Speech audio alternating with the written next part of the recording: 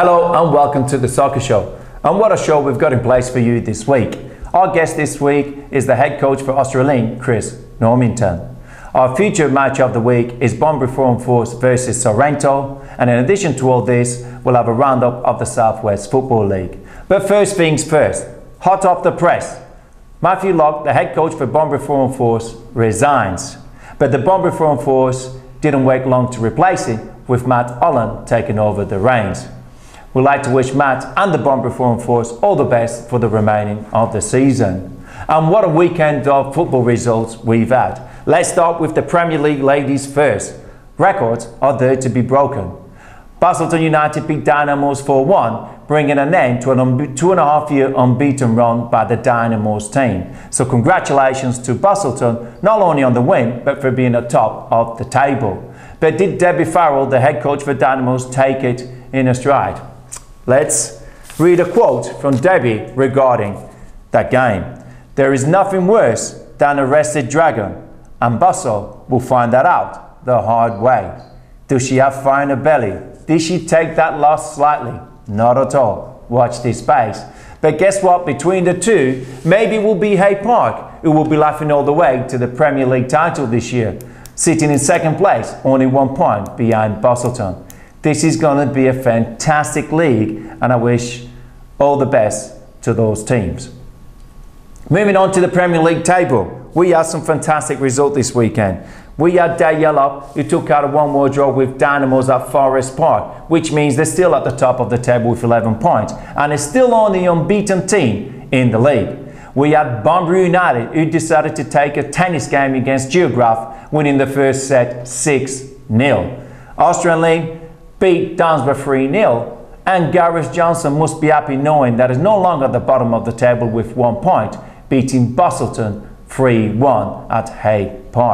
Again, it's going to be a fantastic league with great games every weekend. Another division that I think is going to be exciting this year is the Championship Men. At the top there, we have Margaret River with 15 points, followed by Mediaworx on 13 and Blackwood on 12. And yes, it's going to be the clash of the titans this week, with Mediaworx travelling all the way to Margaret River. Who will win? Who will know? Will they be fired up for it? You betcha. You watch this space and watch this division, because it will definitely be an exciting one. We are going to take a quick break, but now, and we'll see you shortly with more news on the Soccer Show.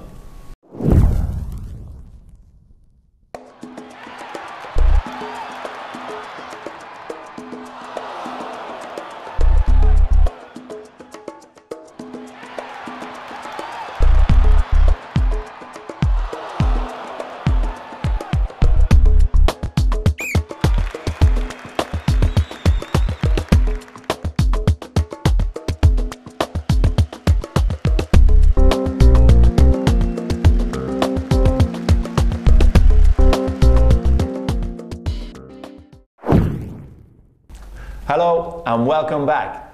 Our guest of the week is the head coach for Australian, Chris Normington. Chris, thank you for coming and welcome to the show. Thanks for having me, Tony. Now, Chris, before we talk about the this year's season, could you give us a bit of history regarding yourself and how did it all start with you at Australian? I suppose long history in soccer. I started playing when I was 5 years old. Obviously, English parents, so you have the soccer background rather than AFL. But got in as the age of 5 playing. I think one of my first coaches, Dave Rogers, an ex-high-profile player down south. Everyone should know him. And then followed on through juniors, always playing for Australian. So got to started playing seniors at the age of 14. So and now at 28, I've been basically at Australian for 23 years.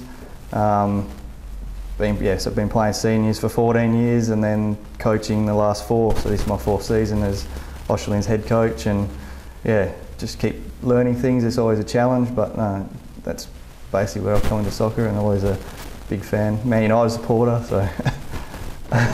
That's your fault. No, but this is absolutely fantastic news, because you mean you're a one-man show there. You know, you've been 23 years at the club. Does that mean you've had 2 testimonials? Nah, not quite. I've done I think I've gone over 250 games there or so, but obviously being 28, I'm still probably not the old guy, one of the older players, or at the moment probably am one of the older players for the club, but compared to guys we have had. I mean, Victor Logue, who started the seniors club, I think in '84, he basically set it up and initiated it back then, and he's like, yeah, not around so much anymore, but the guy that started it, they're all kind of in their 40s and stuff, so at 28, picking up the coaching at 24 was a pretty early start for that's myself. one thing I wanted to mention, because like you said, you've been involved with Australia now for the last 23 years, and you've been the head coach for the Australian seniors since the age of 24. What made you take on that position? I suppose I was playing seniors a long time. We had a bit of a shortage. Club couldn't find a coach, and I was approached by, at the time, Victor Logue, who was still involved in the club, and he put it to the president, Anthony Marinovich, who's still currently president for us, if I would be interested in taking over the role, as I've obviously had a reasonable experience in soccer, and yeah, has been a captain and stuff like that with the team, and seen me as a leader, so offered me the position, and I jumped at it to get that opportunity. And it was a big learning curve first year, and obviously still learning as I go, always new things to learn, but the club's been evolving very good in the last 4 years, and yeah, hopefully it keeps going as it is. Fantastic. Now, they always say that being the coach of a seniors team is quite a bit stressful. I mean, how do you handle the stress, and are you still enjoying it? Oh yeah, I enjoy it. Drink more nowadays than I used to. But I mean, it's a lot of the stress, the guys reduce the stress, a lot of commitment. You do have those games where it's tight, nail-biting, but I mean, that's the whole reason you do coach. It's that excitement, whether you win or lose, but it is good fun. Obviously takes up a lot of time, but I mean, I love soccer, and I'll play it and coach as long as I can, I guess, and help wherever I can with soccer. And yeah, I love the game, so yeah, just keep going. It's all about having fun at the end of the yeah. day. No, that's excellent. And from what you're saying at the moment, you're still playing, is that correct? Yeah, coming back from injury from last year, so I've been kind of coming off the bench. I started on the weekend as Jeremy, #1 striker. Well, at him and Shane, he was out injured this week, and give him a bit of a rest, so I'll come in and come off the bench as a fresh sub, use that. But yeah, so it allows me to coach as well as still have a kick and all that stuff. Yeah, you got to be careful the way you said the #1 striker, because Shane all of a sudden might be, you know. He could get a bit upset. You know, that's what I mean. #1 out and out striker. Shane plays in a little bit behind. Now, is it hard being a coach and picking yourself in the team? It can be. I'm generally pretty harsh on myself. I'll be the first to drag myself in a game if I don't think I'm doing well. I'll be the first to drop. Basically, first game I played against Dalyellup, I wasn't very happy with the way I played. I dropped myself and brought in one of the young guys and changed the formation around a little bit. And I mean, I'm not afraid to drag myself in that.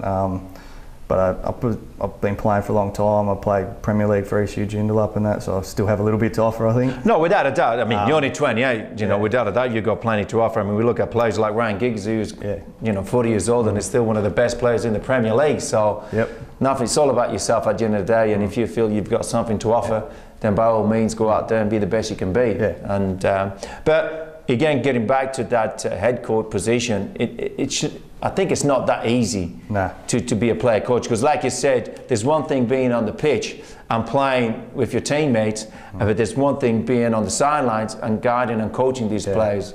You know, so if there was one advice that you could give to somebody who maybe be looking at that position, I think Gareth Johnson at the moment, he's doing with Hyde Park. What advice would you give to them? Because, you know, you've been doing it for 4 years now. Oh, I mean, it is hard. You have those days. I mean, position-wise, I think like Gareth as a sweeper in that position works well to be able to coach, because you can get a good overall view of the game. I mean, I used to play midfield, centre midfield. I've transitioned to more as a forward, one for fitness, and the other, it also allows you to see the game a lot more if you're at either end of the field, I think.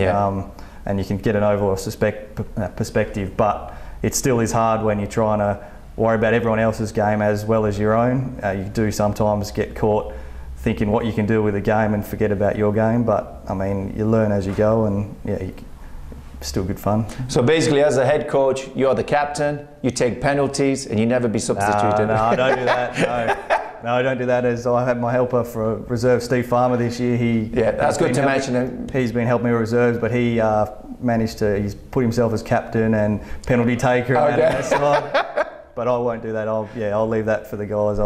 Shane and that can have the penalties, and Gareth is basically Gareth Harker at the back there. He's the voice of the team. He's my captain for this year, and really good. Excellent. The senior guys to help out as well. I've got a few older heads there. Perfect. He's always good as well. Now you guys are going in the right direction this year, but before we talk about this year's league, let's look about last year. Any highlights there? Because from what I can remember, you guys started really well, and then about 3 or 4 games by the end of the season, you guys just started fading away, and unfortunately you didn't win the league. What happened there? I suppose big thing. I mean, highlights from the year was we did win the Pioneers Cup. Well done. That's I think first time Busselton's lost it for about 4 years, so we managed to pinch that back off them. And then we had other ones. Is Josh Harvey and Brett Columberry played for us last year. Both got players player for the association and fairest and best for the association. And Shane McGurr got top goal scorer. No, sorry, he didn't. No, my bad. Take that back. Cut that out. Sorry, he didn't get it in the end. He comes second. So I mean, I think that's the first year he hasn't won it for a couple of years. But I think start of the year we had a very strong 11, 12 players, 13, but we did lack last year a bit of depth. End of the season, I mean, big loss during the season. We lost our goalkeeper, Tom Simpson, aka Crouchy, for about 6 games. So we didn't really have a proper keeper for those 6 games, which we had not the best results for there, but a few injuries and stuff like that, and we kind of faded off a bit at the end. I mean, but that's, if you really look at it overall, every team will have those problems. Let's be honest. At the end of the day, it all comes down to the nitty and gritty. That hey, there's 3 or 4 games left. If we want to win the league, this is what we need to do. This is what we need to achieve. So, what do you think? Is it going to happen again this year, where you starting well and all of a sudden you're going to fade by the end of the season? What's going to be the big difference? I hope not, but I think this year we've had a big influx of young players, and say 17, 18-year-olds. I think we've got 25 plus players around that age this year. Big influx. I mean, our reserves this year is a lot stronger than last year. I think they're pushing for top spot at the moment. Got a good influx of good juniors that are 17, 18-year-olds coming up. I've brought a couple into the league side as well, so there is cover for a lot of positions this year. Where last year I think there was that gap between league and reserves was a bit more. So we, if we did have those injuries, we did struggle a bit at the end of the season. But I think this year with the numbers we've got and the players we have this year, we have a lot more depth to be able to cover areas if we do have injuries or issues like that. Which is it's very important at the end of the day, and it's a long season. Now, talking of this year, I mean, realistically, what do you think? What is your goal? What is your objective for the season? I mean, obviously, it's to win the league would be the main goal.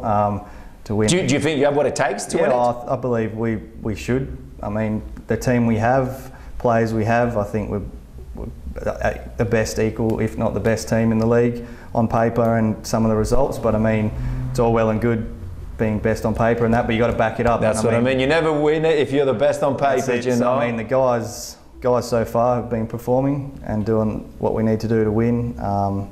Scoring, I mean, never have any trouble scoring goals, but I mean, last weekend, we won 3-0, clean sheet, so getting tighter. Which is important. You need to keep the clean sheets. Keep the back tight. So I think this year with the depth and the guys we have, I would be disappointed myself if we don't win the league, at least. It'd be nice to get a cup trophy as well. I mean, playing. I think there's quite a few teams out there that are actually going for the league, so which is going to make it an interesting season, to be honest. Now, talking of the start, you guys, the highlights so far will be a good win against Dynamos at home. Is that correct? Yeah. How did that game go, and what was the final result? I think 7-0 against Dynamos was a bit, I suppose, unexpected to be. I mean, I thought we could win the game, but to win it by that kind of level, and obviously wouldn't expect that. But I think on the day, I mean, our guys, we could have potentially been 7-0 at half time, but we took our chances. We got 7 goals. I mean, had Jeremy and Shane and Josh Harvey and that took the chances and scored. And I mean, I think we just on that day that's probably one of the best we played, and just everything went well for us that day. I mean, goals were going in, everything. So. And you were playing some good football, which is important at the end of the day. You know, if you play some good football, goals will come in. The good thing is, like you said, even from Sunday, you played Dunsborough and you kept a clean sheet, which even, you're still pushing after 2-0, 3-0, 4-0. and you made it 7-0 with a clean sheet. Now, you keep mentioning Shane McGee, yes, which is the top goal scorer for the league this year. Yeah. Is he that person that wears the pink boots? Yes, he's the guy in the pink boots. I think everyone's seen that. There'll be some photos on the blogs, and as a club we keep fining him every week for wearing pink boots. Oh, does he? Oh. But he keeps wearing them, and they seem to be working for him at the moment. I think he's scored 7 or 8 goals so far this season, which is pretty good return so far. I mean, as a striker, you couldn't really want... He just seems to be in the right spot all the time, and when he gets a chance, he 90% of the time will take it. And I mean, that's what you want from one of your strikers. So he's been really good so far, and hopefully the form will stay and can score more, get himself top goal scorer. So Shane is going to be known as the pink boot player. Yep. You know, that's what he's going to be known as. So I think he's doing it to support breast cancer for pink. Is it? Oh, that's fantastic. That's a very good cause. That's what he's saying anyway. Is it? Well, if it is, hopefully you know, it is. that's absolutely fantastic with that. Now, again, congratulations on your start. You're doing very well. You're second in the league at the moment. I think you're playing Busselton away next week. Yep. Unfortunately, Busselton lost 3-1 to hyyp. Yes. Again, it's going to be another cracking game there. It won't be an easy game for you. What are your thoughts on that game? No, I mean, I think results so far this year for Busselton haven't been the best, but I mean, they've been up and down, haven't they? Yeah, when you really look at it. They have a good youth setup. They have quite a good young guys. I think they're in a rebuilding stage, but in the last couple of years, Busselton have seemed to be our bogey side. We beat them in the cup final, the Pioneers Cup final, to win the. Was that in Busselton? In Busselton, which was on their own turf. On their turf, yeah. But previous to that, I think we hadn't beaten them for a couple until the previous season. We lost the league games to them. But at the end of the day, I think we should win. But I mean, it's going to be a tough game down there on Mother's Day as well for all the mums. Happy Mother's Day. Happy Mother's Day. But yeah, I think it's always going to be a tough game against them guys. They're never going to be far off the pace, I think. Yeah.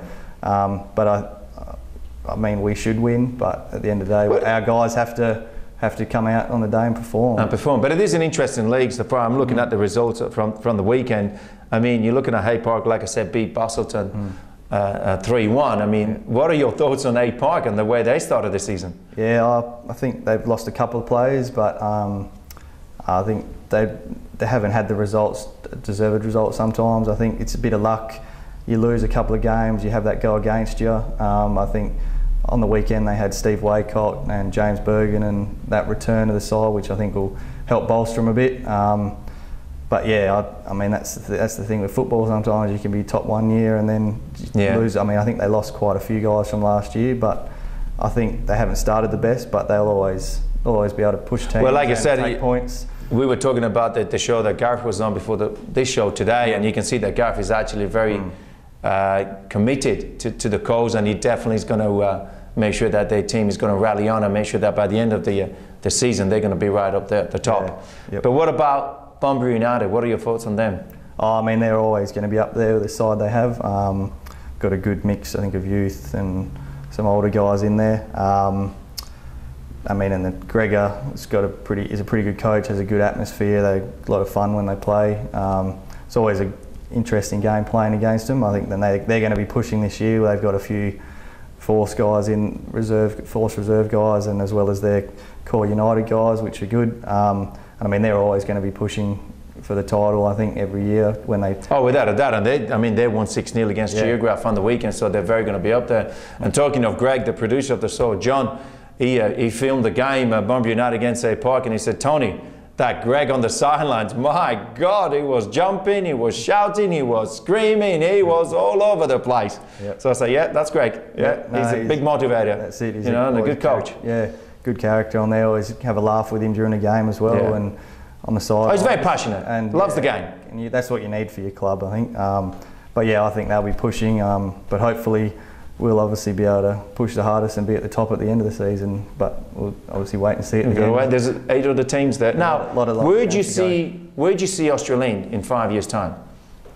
Obviously, we want to still remain as a top club in the southwest. I think this year we've really pushed the flow from juniors. I have had Mick Whitehead, a guy come from juniors, come over and help us this year, and he's really made a bit of a link between the juniors and trying to have that from when they finish playing juniors coming into the senior side. So we want to really create that pathway for our younger clubs, because I think Australian as well as Dynamos are two of the biggest clubs as juniors wise, and the amount of players they have, we really want to keep them playing, because it seems, I think a lot of players when they hit 16, 17 can stop playing soccer, so we want to keep that feeding through and obviously have as good a club as we can. Obviously keep pushing, be a top side in the league and have as many teams. I mean, this year we have 4 teams. First year we've had a women's side for a few years now. So you're going in the right direction, so basically. You want to get bigger, better and stronger. Yeah. Excellent. I mean, this year I think 67 registered players currently. So. Oh, excellent. With the women's, and I mean the girls as well are doing very well. I think they've only lost 1 game so far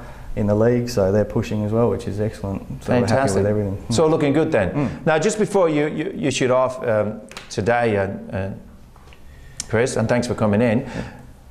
But we spoke before the show started. Could you give us a prediction by the end of the season? What do you think is going to be the top 8? Who's going to win it, and what's going to be the 2nd, 3rd, 4th, 5th, 6th and 8th place? Oh, I think obviously... Because the coaches will be watching this, so let's see what they're going to think of this. I mean, obviously, well, I have to say Australian at top. And Australian, okay, fair enough. Australian for the top spot, and I think as long as we keep going and not have too many injuries or issues, we should be able no to excuses, no excuses. I mean, everybody's going to have injuries, suspensions, you name it. Should have a few, as long as we can have things go away occasionally. I think we should be able to go top. But for 2nd spot, hard to see past probably Bunbury United. I would say would at least be 2nd. So I'm going to write this down: Australian, Bunbury United. Trying to think, what do we got? Throw it out there and say I think Hay Park possibly will get back up. So they're going to come back up. So Hay Park, they'll be pushing, and I reckon Dalyellup to get 4th spot. I think will be. Dalyellup. So they're top of the league now. So you think they're going to drop to 4th? A little bit. Yeah, they're going to drop. I think that'll still be a good turnaround from previous years. Then Busselton, Dynamos. Gee, a couple of people won't be happy here. I can see that. And then I think Dunsborough will finish above Geograph as well. I think Geograph maybe for the bottom this year. But it never, it's just my thoughts. You said it, that's it, you said it. Haven't seen all the teams yet, but I mean, that, at the present time, that would be possibly how it could be. Fair enough. You know, we're going to keep this, and hopefully see by the end of the season, we're going to get back you in. And you can see how wrong it could be. No, but if this is right, then you're going to play my lottery tickets every week. That's where it's going to be. Again, my advice, because like I said to all the players out there who are strikers, is to make sure that your coach buys you a pair of pink boots for the weekend. Because if Shane McGee's, like I said, scoring goals every week, isn't he? At the moment. So maybe that is the secret of scoring more goals. Chris, again, is there anything you'd like to say to your team? Any message? I mean, keep training hard, get down there. I mean, obviously doing well. I've got our guys outstanding at the moment. Josh Harvey every week torments everyone, and Jeremy back this year as well. Excellent. But to everyone, reserves as well, all the reserve guys pushing for top spot. Just keep training hard, get in there, and we want to push for top spot for our league and our reserve side this year at least. You mentioned that, which is great. Is there any outstanding youngster there that might have, you've seen that has really developed in the last 2 years, that has worked really hard, that has made a big difference? We can mention his name, which would be great. I mean, Josh Harvey's been outstanding for a long time now. I think he's grown up with a ball on his foot. We've had a lot of guys, but I mean, this year I mentioned Latham, Anderson just come in this year. He's come up from juniors and got him in my starting team for league at 17. So that's fantastic. He's doing well, and there's Nick Johnson, a few other young guys in there that are real pushing. Jordan Whitehead, a lot of young guys in there, and I mean, a lot of potential, good things to come for all our teams, I think. Now, just before you go, I just want to mention that you keep mentioning the 16, 17 years old. Do they work hard in training? Yeah, they always run good. Because it's important that the youngsters know it out there, that these guys, they don't just walk into a team. No. They've got to prove themselves, they've got to work hard in training, and then when they're on the pitch, they've got to believe themselves to go out there and do a job. Yep, that's it. No, the guys always putting in 100% training, get down to the game, help. Not only that, but these guys are helping around the club as well. You can ask them to do something, they will do it as well, which is always a good thing, which many hands make light work, so it's good for everyone. They've been, this year's looking really positive for us, and hopefully it keeps going as it is. Fantastic. Prediction for Sunday against Busselton. Give me the score. 3-0 Australian. 3-0 Australian. Wow. Yeah. Chris, thank you for coming in. It's great to have you on the show, and I know we'll definitely bring you back in. Thanks for having me. Hopefully, everything goes well for you and your players. And we'll be back in a moment and we'll show you the match of the week from last week. See you soon.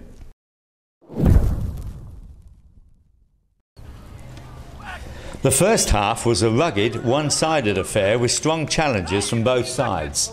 Sorrento's defence was rock solid and their attack seemed relentless, while the Force seemed content to play past the parcel in midfield rather than driving forward and creating opportunities. Whilst controversial, Sorrento's first goal was not unexpected, with their big forward, Steve McDonald, coming from nowhere and placing an outstanding flying header into the back of the Force net. You couldn't help but feel that this was the start of an avalanche of goals coming from a superior side and current number 2 in the league. The Force did well to hold out till half-time, with the help of some great goalkeeping, conceding just 1 goal. Whatever the Force coach did during the break, it certainly did the trick, with the Force coming out with renewed grit and cohesion.